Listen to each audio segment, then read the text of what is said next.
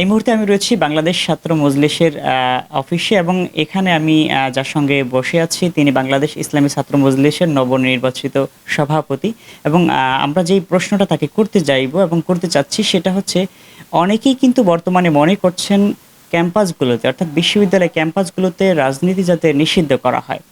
এই ব্যাপারে আসলে রাজনীতি যদি নিষিদ্ধ করা হয় এবং রাজনীতি থাকা হয়, এই দুইটা ব্যাপারে আসলে দেশের মানুষের বা দেশের কল্যাণ কোথায়? আপনি আহ, বলছেন ছাত্র রাজনীতি ক্যাম্পাসগুলোতে থাকা না থাকা নিয়ে। আহ, ছাত্র রাজনীতি থাকা না থাকা নিয়ে যখন প্রশ্ন উঠছে তখন আমাদেরকে ভুলে গেলে চলবে না, অবশ্যই মনে রাখতে হবে যে ব্রিটিশ আমল থেকে শুরু করে এদেশের ছাত্ররাই ছাত্র সমাজই 52 ভাষা আন্দোলন, 1971 সালে মহান মুক্তিযুদ্ধের মাধ্যমে স্বাধীন দেশ এবং সর্বশেষ আমরা 2024 সালে ছাত্র জনতার গণ অভ্যুত্থানের মাধ্যমে যে আমরা দ্বিতীয়বার স্বাধীনতা অর্জন করেছি, এই অর্জনটা ছাত্রদের মাধ্যমেই এসেছে।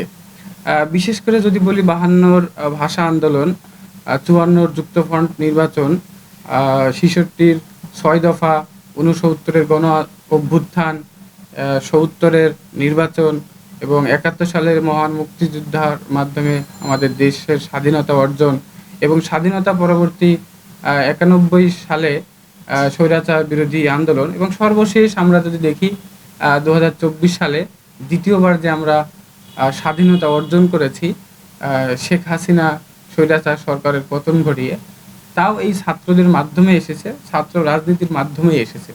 সুতরাং ছাত্র রাজনীতি এটা অবশ্যই গুরুত্বপূর্ণ একটি বিষয়, এটা থাকবে, থাকা প্রয়োজন। দেশ এবং জাতির এর মধ্যে কল্যাণ নিহিত আছে। যদি আমি বলি আপনাকে, তো এই যে সমস্ত ছাত্ররা সাধারণ শিক্ষার্থী হিসেবে এই গণ অভ্যুত্থান করেছে বা আমাদের আজকের এই দেশটা স্বাধীন করে দিয়েছে, স্বাধীনভাবে আমরা কথা বলতে পারছি, এই অবস্থায় যারা নিয়ে এসেছে তারা সাধারণ শিক্ষার্থী নামে কাজ করলেও আমরা খোঁজ নিয়ে জানতে পারি যে প্রত্যেকেই কোনো না কোনো রাজনৈতিক দলের কর্মী বা কোনো না কোনো সংগঠনের কর্মী। তারা রাজনৈতিকভাবে সচেতন, সাংগঠনিকভাবে সচেতন এবং দেশের স্বার্থ সংশ্লিষ্ট ব্যাপারে তারা সচেতন বলেই আজকে তারা এই মুভমেন্টটা করতে সক্ষম হয়েছে। সুতরাং রাজনৈতিক সচেতনতা ছাড়া, রাজনৈতিকভাবে একজন ছাত্রকে গড়ে ওঠা ছাড়া দেশ এবং জাতি সম্পর্কে উল্লেখযোগ্য ভূমিকা পালন করা আসলে সম্ভব নয়। আবার যদি বলি, আমাদের দেশের সংবিধানের 38 নম্বর অনুচ্ছেদে সংগঠন করার স্বাধীনতা দেওয়া হয়েছে, অর্থাৎ ছাত্ররা বা সাধারণ মানুষ রাজনীতি করতে পারবে, এটা তার মৌলিক অধিকার সাংবিধানিকভাবেই। এটা আসলে বন্ধ করার সুযোগ নাই, তাহলে সেটা হবে সংবিধান বিরোধী, সেটা হবে আমাদের দেশের জন্য আত্মঘাতী। কারণ এই রাজনৈতিক সচেতন ব্যক্তিরাই দেশ এবং জাতির ভবিষ্যৎ, তারাই এই দেশকে এগিয়ে নিচ্ছে, আগামীতেও এগিয়ে নেবে বলে আমরা আশাবাদী। ছাত্র রাজনীতি বন্ধের ব্যাপারে যে সমস্ত কথাগুলো আসছে, এগুলো আসছে কেন, সেটা হচ্ছে কিছুদিন আগে আমরা দেখেছি ঢাকা বিশ্ববিদ্যালয়ে তোফাজ্জেলকে কিভাবে নির্মমভাবে হত্যা করা হয়েছে, বুয়েটে আবরার ফাহাদকে কিভাবে নির্মমভাবে তাকে হত্যা করা হয়েছে। এভাবে করে দেশের শিক্ষাঙ্গনগুলো, বিশেষ করে বিশ্ববিদ্যালয় ক্যাম্পাসগুলো আসলে পড়ালেখার সুষ্ঠু পরিবেশ নাই, রাজনৈতিক কর্মকাণ্ড এবং বিশেষ করে দলীয় রাজনীতির প্রোগ্রাম বা কর্মসূচি বাস্তবায়ন করাই যেন ছাত্র সংগঠনগুলোর কাজ হয়ে দাঁড়িয়েছে। এই জন্যই আজকে ছাত্র সমাজ বা সচেতন মহল ছাত্র রাজনীতি বন্ধের কথা বলছেন। আমরাও এই রাজনীতি পছন্দ করি না, এইটা হচ্ছে অপরাজনীতি। আমরা এই অপরাজনীতি এর পরিবর্তন চাই, রিফর্ম চাই, আমরা একটা সুস্থ ধারার রাজনীতি চাই। ছাত্র সংগঠনগুলোর মূল লক্ষ্য থাকা উচিত ছাত্রদের ভাষায় কথা বলা, ছাত্রদের অধিকার নিয়ে কথা বলা, ছাত্রদের অধিকার আদায়ে আন্দোলন করা, ছাত্রদের পক্ষে থাকা, ছাত্রদের জ্ঞান এবং সচেতনতার দিক দিয়ে এগিয়ে নেওয়া। কিন্তু আমরা বিগত সময় যেটা দেখেছি যে তার ব্যতিক্রম হচ্ছে বা ভিন্নতা হচ্ছে। এজন্যই আসলে ছাত্র রাজনীতির প্রতি মানুষের এই ক্ষোভটা আমরা দেখতে পাচ্ছি।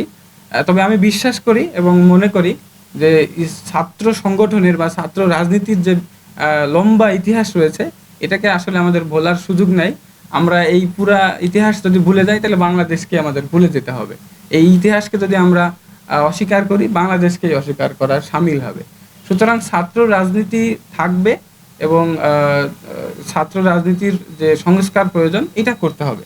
এই নতুন ধারার রাজনীতি, সুষ্ঠু ধারার রাজনীতি আমরা প্রতিষ্ঠা করতে চাই। ছাত্র রাজনীতির মাধ্যমে একজন ছাত্র আদর্শ, সৎ এবং যোগ্য নাগরিক হিসেবে গড়ে ওঠে এবং এর মাধ্যমে সে দেশ, রাষ্ট্র পরিচালনা করে। সুতরাং ছাত্র রাজনীতি বন্ধ হওয়ার কোনো সুযোগ নাই।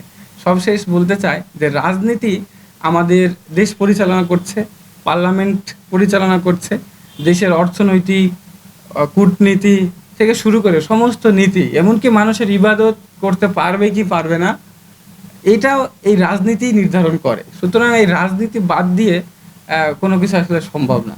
সুতরাং এই রাজনীতি থাকবে, কিন্তু অপরাজনীতি থাকবে না।